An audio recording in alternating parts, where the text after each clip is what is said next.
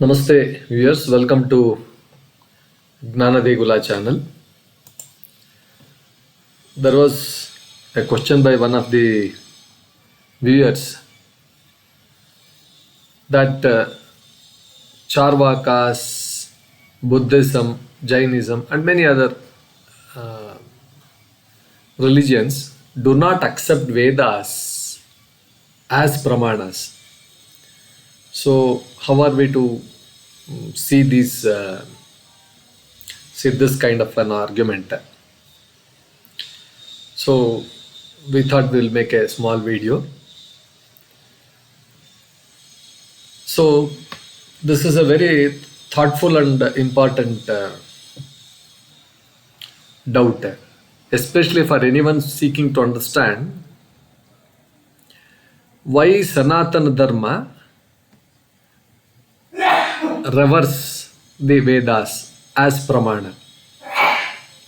By the Sanatana Dharma, Hindu Dharma or what we call now, they take this Vedas as the valid means of knowledge.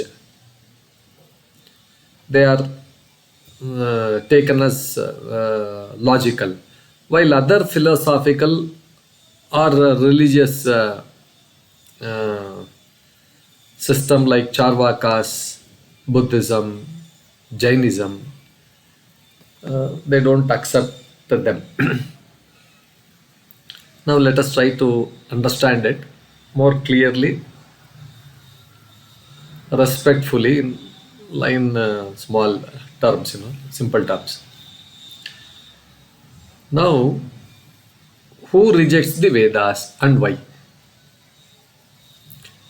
Charvaka, it's also called as Lokayata, materialistic philosophy. It is purely based on materialistic philosophy.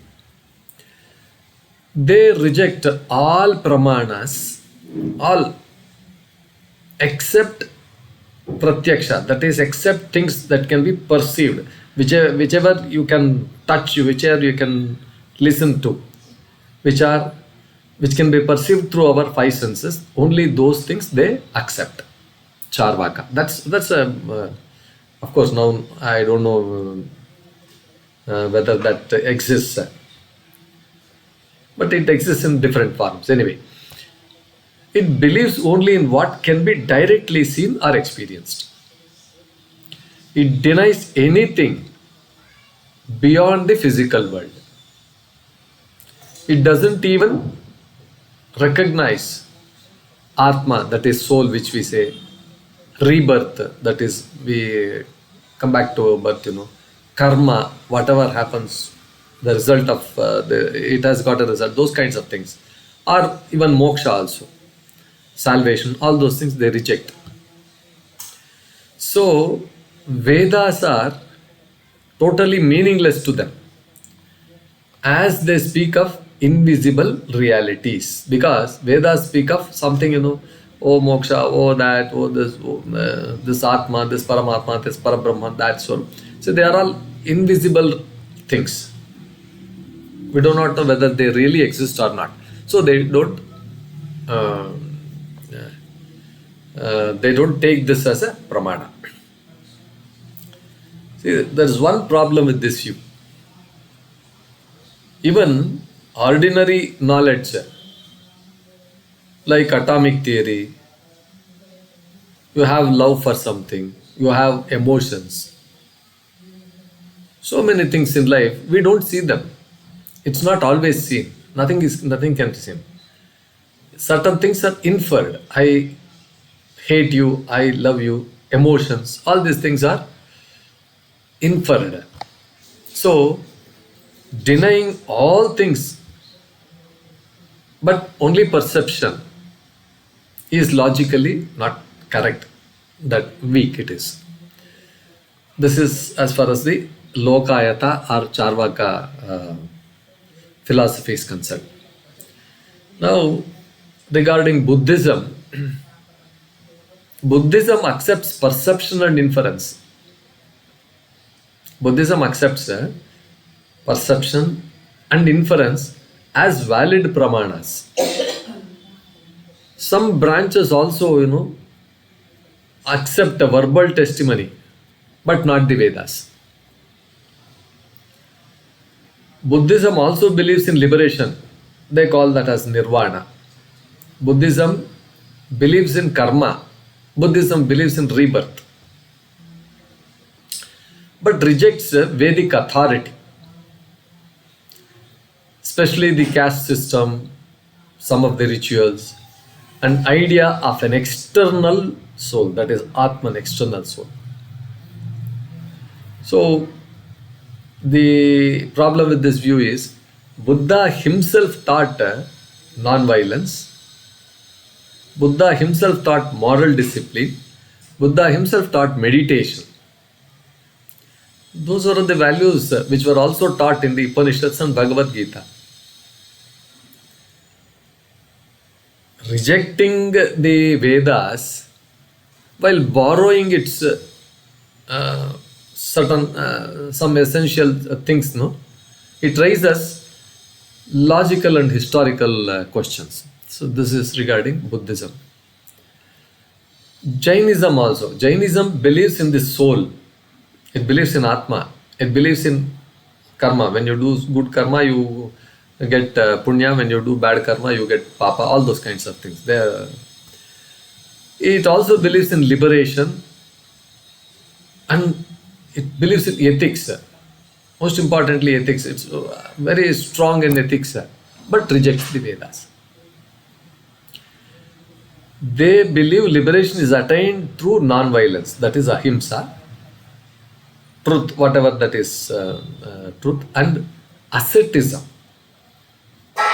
So that asceticism is a little, it's not through rituals. Their rejection is mostly based on opposing the ritualistic and caste-based aspects of the Vedic society. Perhaps it is based on. Problem with this view is the Vedas have deeper philosophical thoughts, philosophical portions. But they are not ritualistic. Okay, some portions are ritualistic, but there are many which are not ritualistic. They have deeper philosophical thoughts. The Bhagavad Gita also speaks of renunciation. It speaks of equality. It speaks of dharma. They all align well with the main Jain values. Now, the second part here is how do we justify Vedic Pramāṇa? Vedic, whatever that is told as Pramāṇa. Pramāṇa means authority, authoritatively correct. Here, Vedas cover all Pramāṇas. Vedas do not exclude other ways of knowing, like perception or inference, all those things. They don't exclude. In fact, they transcend them, offering knowledge about things which are beyond the senses, which are beyond these five senses. Now, they talk about karma, they talk about rebirth, they talk about Brahman, ultimate reality, they talk about dharma, universal dharma, natural way of living, natural way of this thing, all those kinds of things, and liberation, moksha, that is liberation also. Other Pramāṇas cannot reach these metaphysical truths. For that, Shabda Pramāṇa, that is Vedic revelation through Vedic Vedas, is necessary. So, the second aspect here in this justification for Vedic Pramāṇa, perhaps these are all the thoughts which have occurred to us. It is self-validating nature. Like, it is called as Apaurusheya. The Vedas are not authored by any person, and hence not they are not prone to bias. They are not, at least not prone to ego or error. That is how we can consider them. They are apaurushaya. They have stood the test of time. They have survived thousands of years. They have not changed and continue to guide millions even now. So this is self-validating nature. And the third aspect here is there is consistency with reality. See, the values, value system, the laws, the insights, whatever that is there in the Vedas and Gita or any other philosophical book, they match real human experience, like suffering, desire, the need for purpose, inner stillness, universal moral values, so many things, it speaks up, which are all, they match with real human experience. So, perhaps no other text explains the human condition, its root cause, and a path to liberation as comprehensively as dealt in the Vedas. So, the fourth aspect would be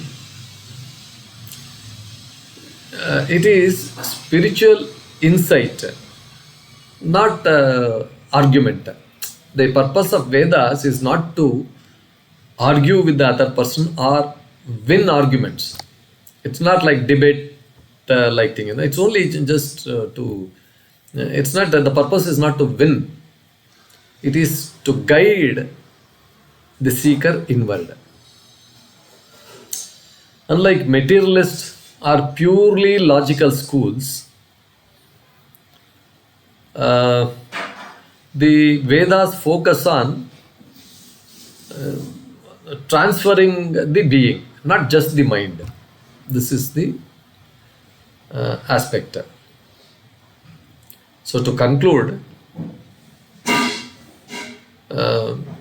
it's some kind of a truth in pluralism, we can say. Sanātana Dharma acknowledges that different paths, such different people. It might suit different people for different paths. There are all so many things, But it holds that only the Vedas are complete. They offer both worldly dharma, right living, and spiritual liberation, moksha. These two are the things. Other schools,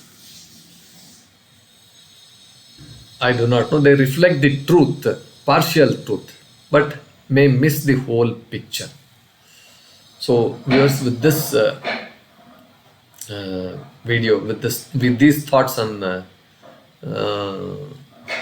relevance of Vedas and the acceptance of the Vedas as pramāṇas, we conclude this episode. I hope this was quite interesting, quite positive. We request you to please go through the video completely and then post your comments in the comment box. Thank you.